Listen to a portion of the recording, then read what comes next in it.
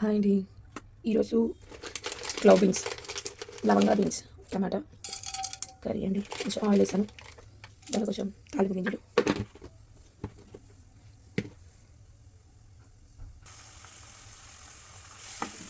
కొంచెం ఆనియన్, ఒక 2 నుండి 3 వరకు గ్రీన్ చిల్లీ వేసానండి.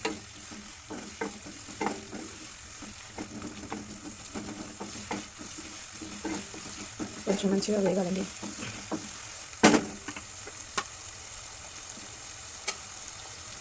పసుపు వేసాను.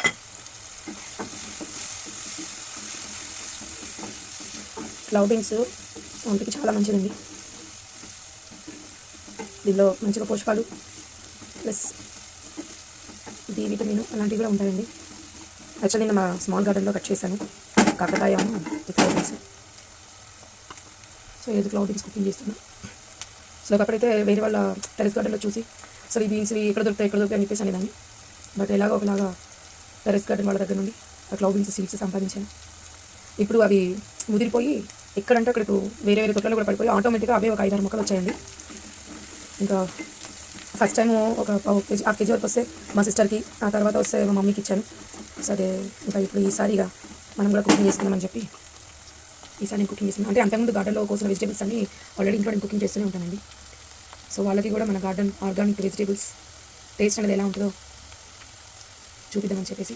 అంటే క్లవ్ బీన్సే కాదండి, మన గార్డెన్లో వచ్చిన మోస్ట్లీ వెజిటేబుల్స్, తోటకూర కానీ, వంకాయలు, చెక్కు, పచ్చిమిర్చి, కాకరకాయలు, సో అలా ఇస్తూనే ఉంటాను.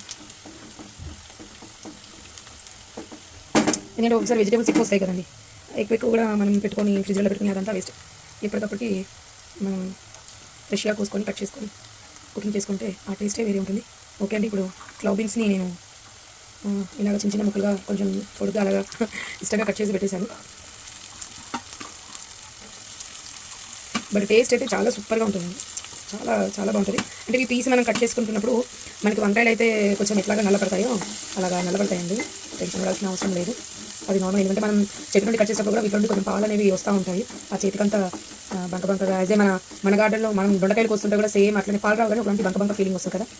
బట్ వీటికి పాలు వస్తాయి, మన సపోటాకి ఎలాగ వస్తాయో పాలు అలాగ పాలు వస్తాయి. బట్ బంకగా ఒక చేతులు. బట్ మనం పక్కన పెట్టుకొని శుభ్రంగా కడుక్కొని కొంచెం మూత పెట్టేసుకుందామండి.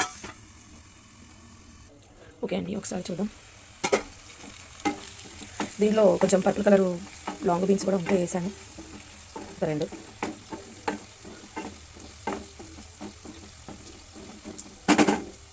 కొంచెం టమాటా కూడా వేసాను.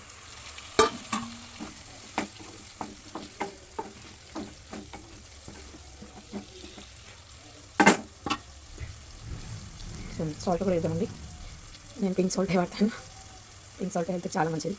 మీ టేస్ట్కి తగ్గట్టుగా వేసుకోండి salt. Pink salt, black salt, so హెల్త్కి చాలా మంచిదండి. యాక్చువల్లీ ఈరోజు కుకింగ్ లేట్ అయిపోయింది. ఎందుకంటే మార్నింగే సూర్యకి లంచ్ పెట్టేస్తాను, బట్ ఈరోజు పెట్టలేదు. ఓకే, ఒక 5 మినిట్స్ తర్వాత మిర్చి అది వేసుకుందామండి. ఓకేనండి, ఒకసారి చూద్దాం. గ్రీన్ లవంగా బీన్స్, అది క్లవ్ బీన్స్ అండి. రెడ్ టమాటా, ఇదేమో purple colour beans, long beans. కలర్ఫుల్గా ఎంత బాగుంది. దీంట్లో కొంచెం కారం వేసుకున్నాను. ఆల్రెడీ నేను ఒక 3 గ్రీన్ చిల్లీ వేసుకున్నానండి. నేను కొంచెం కారం సాల్ట్ ఎక్కువగా తింటాను. సో మీకు కంఫర్ట్గా మీకు తగినంత వేసుకోండి. అసలు మన టెరెస్ గార్డెన్ వెజిటేబుల్ అయినా టమాటా అయినా చూడండి ఎంత తొందరగా ఉడికిపోయింది. టమాటా అయినా వంకాయ అయినా అసలు ఎంత త్వరగా ఉడికిపోతాయి అంటే. కొంచెం వాటర్ వేస్తున్నాను. అసలు ఎంత త్వరగా ఉడికిపోతాయి అంటే ఒక 5 మినిట్స్ ఉడకనిద్దామండి. ఒకసారి తీసి చూద్దామండి. వావ్, మన క్లవ్ బీన్స్ గుమగుమలాడిపోతుందండి. దీన్ని కర్రీలోకైనా మీరు చపాతీలోకైనా తిప్పచ్చండి. ఇంత ఈజీగా ఉడికిపోయింది.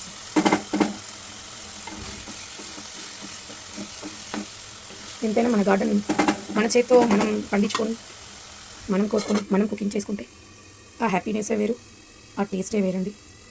మీరు కూడా మోస్ట్లీ మీకు తోచిన కాడికి చిన్న చిన్నగా టెర్రస్ గార్డెన్ స్టార్ట్ చేయండి.